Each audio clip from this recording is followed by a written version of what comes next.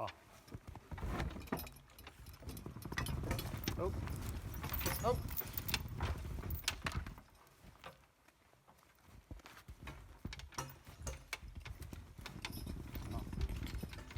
Big.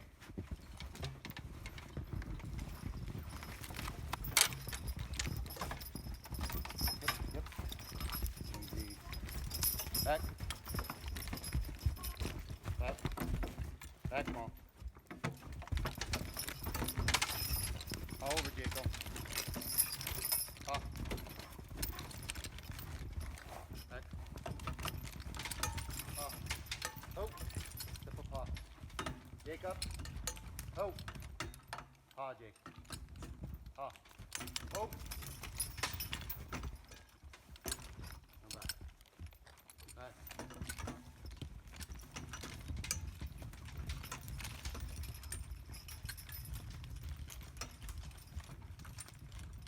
Be a little. Be more. Be more.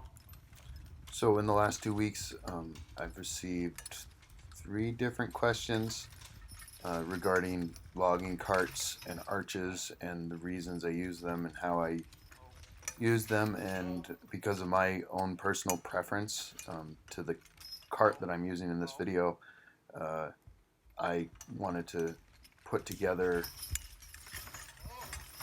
a collection of footage regarding the physical attributes of this cart that makes it so valuable to me and why it's my preference.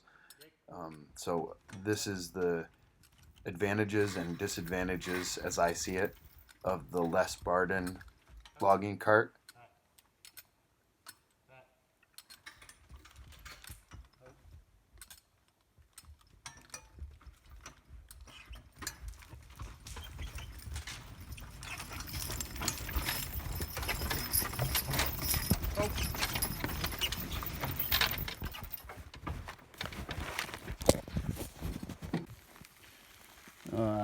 Quick overview of the Barden cart at rest.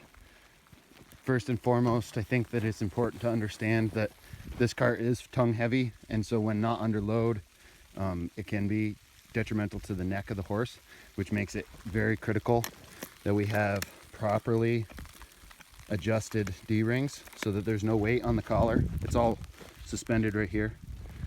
So as you can see, cart's very forward over the axle, which is what creates that tongue weight. It's not completely unmanageable, but it is worth noting.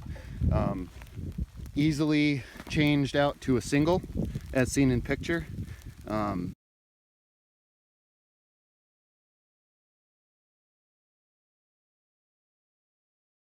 We can put shafts in these pockets here and change it to a single cart. Incredibly easy. Space for chainsaws, fuel, other easy access storage down here.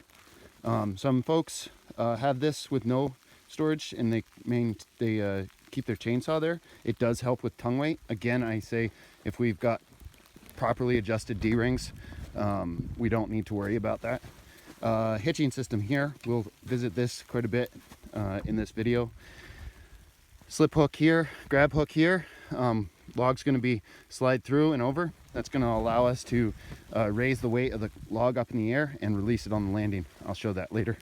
You can see that mine needs a little bit of repair, which is kind of comes with the circa 1987 model Barden cart. Many repairs, much maintenance needed, but it still moves wood. So we're going to keep rolling with it for this winter and hope we find some time.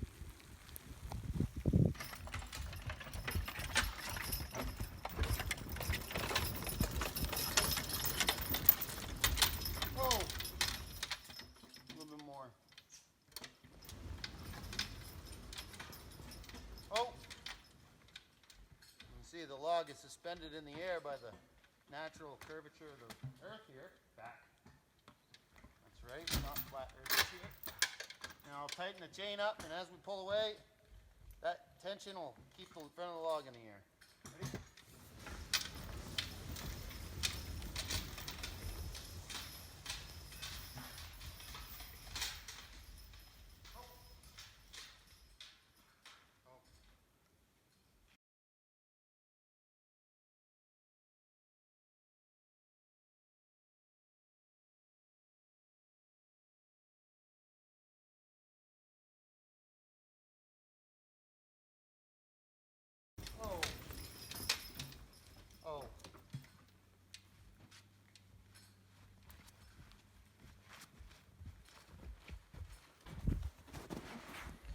So you can see that I've gained quite a bit of lift there by stopping the load and backing to the log when the log is resting in the air. Now that we've had mechanical advantage gained by lifting the load up in the air and tightening our chain, our load's up in the air, which reduces our drag and increases our efficiency. And this is to show how easy this release system with the slip hook and the grab hook at a 90-degree angle is to release this pressure. I'm going to take the loop of the chain here, take it out to about this length, and I'll throw a wave through it and it'll throw it out of that grab hook. So here we go. So it's that simple. Well, we watched this pretty awesome slow-mo shot of the release system that I've been talking about. Just wanted to take that opportunity to mention that the plans for these carts was donated by the nephew of Les Barden in 2016 and are available for purchase. All proceeds benefit the nonprofit organization, the Draft Animal Power Network, which is a nonprofit focused on education of the use of draft animal powers, based in the Northeast, but a worldwide network of great folks and practitioners.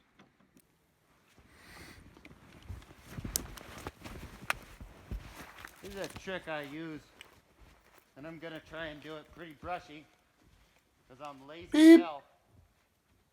That's what happens when you buy a machine. You go, oh, move brush. That. But because I can do this, we'll see how it goes.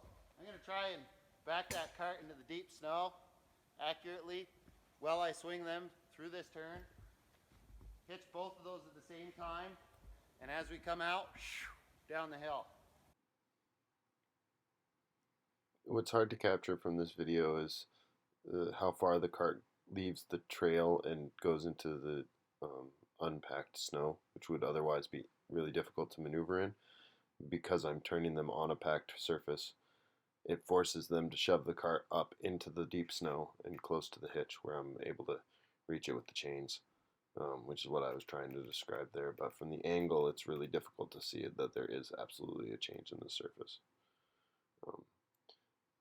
One of the techniques that I use when I am dealing with deep snow that I have to maneuver in is I use a lot of backing techniques because they can maneuver the cart into deep snow better than turning it around in deep snow. It's my experience. So let's, you see they're not standing very well for me, so let's see how it's going. This backing technique applies to any wheeled cart in the woods, not simply the Barden cart. Stand there. Oh. Oh. She goes, I don't want to be on YouTube. Let me get the work done. Oh. Easy. Yeah, come around. Yeah, come around. Yep, Jake. Oh no, are we stuck? Ready? Oh! So there you have it, 10 minutes of footage relating to how I use this cart and some advantages and disadvantages of what is the Barden logging cart. To list them, the advantages are simple and easy hitch system and release. The attribute of it being a team and single cart capable. The fact that it's low to the ground and easy to get on and off of, I find as a huge attribute as far as ergonomics throughout the day in this incredibly trying line of work. Due to it being low to the ground, it makes it really hard to flip, which makes it pretty safe. I also really value the storage in the cart. It allows the chainsaw to be stored somewhere where it's not going to be potentially catch things, such as if it was in a scabbard, or in the case of a rollover, it would get wiped, as I would say, or bent. Disadvantages of the Barden cart include, but may not be limited to, pull weight being notable. Limited hitch points, pretty much a maximum of 2 chains. The low clearance can be an issue. Dealing with deeper materials such as snow, brush, tall stumps, clearance can be a problem. I have faced very little of this issue with 10 years of using this cart. Um, the skid plate limits maneuverability, which is more of a technique that is an advantage of an arch system, which allows you to back over the log on the landing in the woods where the log actually passes by the cart and has that space between the back of the cart and the back of the horses that we can use to actually maneuver. Whereas the skid plate on the Barden cart, if the log doesn't go underneath it, which is again low clearance, limited, our maneuverability can be compromised slightly by that. To be clear, this is an opinion piece. It's not to prove anybody wrong or provide a perspective that I think is better than someone else's. It's simply to honor the cart that's moved a ton of wood and is now in my hands, and to say thank you for everybody that's gotten it here.